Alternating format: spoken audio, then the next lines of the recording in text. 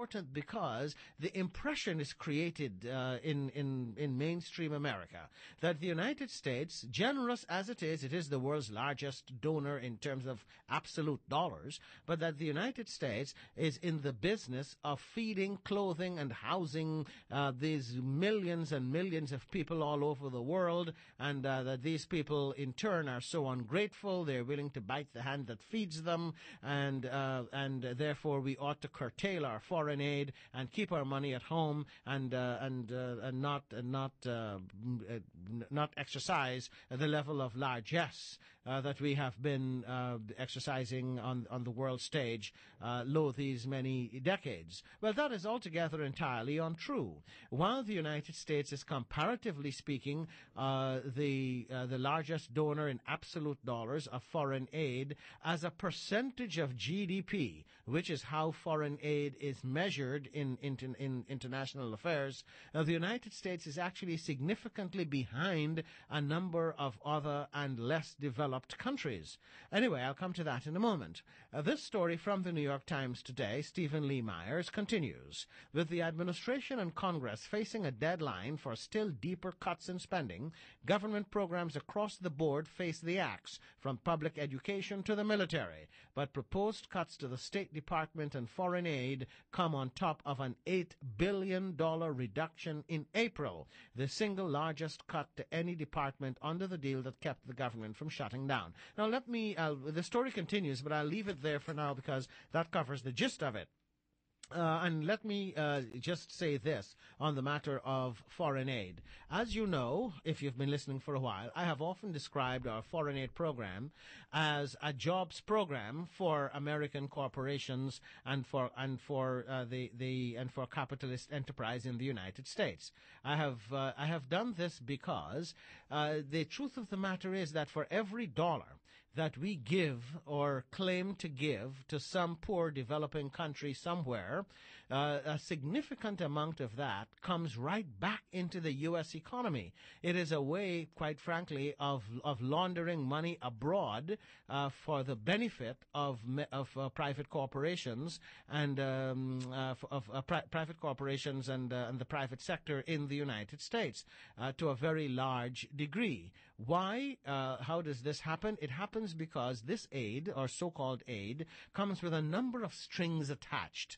So that for every dollar you get, it comes with a stipulation that this dollar must be used to purchase the following items, and these items must be purchased from U.S. suppliers, regardless of cost, and that you also must hire U.S. experts to operate this equipment and to provide the technical assistance that is required for X or Y development project. The result is that sometimes as much as 80 cents of every dollar comes right back into the U.S. economy because this is a requirement or a stipulation of having received this so-called foreign aid. And don't forget that it is often the case that this aid is actually in the form of a loan, a low-interest loan, but a loan nevertheless that has to be repaid. It is often not an outright grant. It is simply a so-called soft loan which you're required to repay over time. And in fact, there is a racket that goes on in which what has been happening is that we've been pretending in some cases to enter into a debt reduction agreement with some of these countries, using foreign aid as a way of commingling foreign aid with debt relief in such a manner that it does not result in a net reduction of indebtedness by these developing countries. What happens instead is that we simply essentially refinance the debt that they have by extending to them a loan in the form of foreign aid. It can become a little complicated, but this is as straightforward as I think it is possible to explain this. I was looking at a piece published by oneworld.net in the UK just the other day, reporting on a new study that is just out from Action Aid, which is an international organization that follows that follows international aid flows. Here's part of that report from UK1world.net. And this essentially encapsulates some of what I was just explaining. The report as follows. Aid provided by rich governments need to target poverty, but instead, 1/4 of their aid, amounting to tens of billions of dollars a year, funds expensive and often ineffective Western consultants, research, and training. This is the key finding of ActionAid's new report, Real Aid 2, the second detailed accounting of global aid money that the agency has produced. By drawing on international statistics and carrying out its own investigations in 4 developing countries, ActionAid shows how rich countries' technical assistance, consultants, research, and training too often promotes donor interests and inappropriate northern solutions instead of the alleviation of poverty. Spending on Western consultancies forms a major part of technical assistance. In the UK, for example, almost half of technical assistance spending goes on consultants and other experts, the vast majority of them British. A typical cost of an expatriate consultant would be in the region of $200,000 a year. Think about that for a moment. You lend me $1 million, and of the $1 million, I am now required to hire 3 of your consultants. And I have to pay, when you add the cost of their salary, the cost of sending their children to private schools, the cost of their housing, the cost of their entertainment, the cost of their transportation, and so on, all of which has to come out of this money. It amounts to about $200,000. So of the $1 million that you lend to me, $600,000 of it is coming right back to you in the in the form of payment to these consultants who you designate. I don't get to choose the consultants. I may have, among my own nationals, individuals who were trained at the same universities, have the same degrees, have the same technical proficiency or expertise, but you tell me that the consultants I hire have to be from this particular pool. They must come from this particular corporation or company. This is what I mean when I talk about laundering money in the form of foreign aid and to the benefit of American corporations and companies. So the story continues. According to the OECD, which is the Organization for Economic Cooperation and Development, in typical cases, more than 1/3 of this $200,000 a year is spent on school fees and child allowances, spending which would not be needed if local consultants were used. Findings show that in Cambodia, for example, get this, you have to be sitting down for this. So if you're not sitting down, hold on to something, okay? Findings show that in Cambodia, consultants' fees were $17,000 a month, while government salaries were only $40 a month.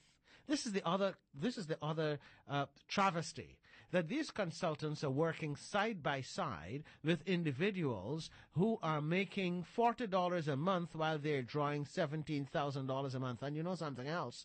It is often the case that they are relying on these local experts to provide them with critical information that is needed in order for them to do their job for which they're being paid $17,000 a month. In Ghana, the report continues, even relatively inexperienced consultants earn per day what government officials earn in a month. In Sierra Leone, according to one former UK-funded consultant, daily take-home pay was the same as the Auditor General's monthly salary. Now, the story goes on to say that consultancies also often fail by ignoring local knowledge and imposing high-tech solutions. Example, in Tanzania, Japanese consultants on an irrigation project introduced the use of diesel pumps that have become too expensive for local farmers. A massive increase in fuel costs have made them 3 times more expensive than other alternatives. The pumps now lie idle and farmers are worse off than before. What this tells you, though, is that the United States does not have a monopoly in this practice. This is something that is common among the so-called developed countries in their relations with the global south or the developing world. In addition to technical assistance, ActionAid finds in this report that much of official aid is swallowed in administrative costs, as well as the double counting of debt relief as aid, donor aid that is allocated to geopolitical and commercial priorities. ActionAid calls such aid programs phantom aid. Phantom aid is tied to donors' objectives at the expense of poor people, while real aid directly and demonstrably reduces poverty. I actually looked at the actual report from Phantom Aid. It's a 56 or 58 page report. Here's some of what the report actually says. In a world where 100 million children are out of primary school and 30,000 die daily from preventable diseases, the costs of an inefficient and outmoded aid system are enormous. This year, this is referring to Action Aid. This is from the introduction to this new report out from Action Aid. The report is called Real Aid 2. They write, this year we estimate that $37 billion, or roughly half of global aid, is phantom aid. That is, it is not genuinely available to poor countries to fight poverty. Despite the attention given to the quality of aid in 2005, the reason for citing 2005 is because that was a watershed year. Around the world in that year, there was a tremendous awareness of the crisis in the global south, and there was a massive commitment to help the developing countries of the world to meet certain targets known as the Millennium Development Goals by 2015 and so on. We've discussed that before. If you missed it the last time, stay tuned. We'll come back to it in some future program. But that's the reason for referencing 2005. 2005 has become the point of reference for this particular discussion. So anyway, despite the attention given to the quality of aid in 2005, especially in the new targets from the OECD adopted for 2010, too much aid continues to be haphazardly allocated, with little reference to need, tied to requirements that it be spent on donor countries' own companies, double counted as debt relief, or lost through cumbersome and poorly coordinated procedures and systems. The richest and largest economies, which are those of the G8, show up both as the meanest and lowest quality donors. For example, about 2/3 of aid from the world's biggest donor, the United States, is phantom aid.